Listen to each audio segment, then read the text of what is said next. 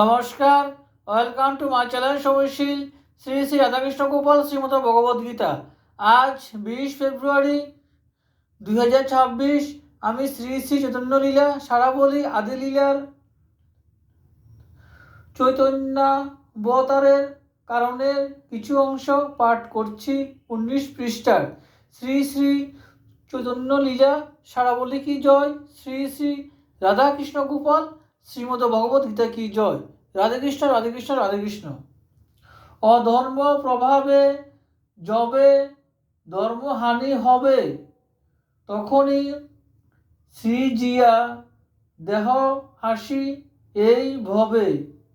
সাধুরে করিতে ত্রাণ পাপী নাশিবারে, যুগে যুগে আসি আমি ধর্ম রক্ষা তরে।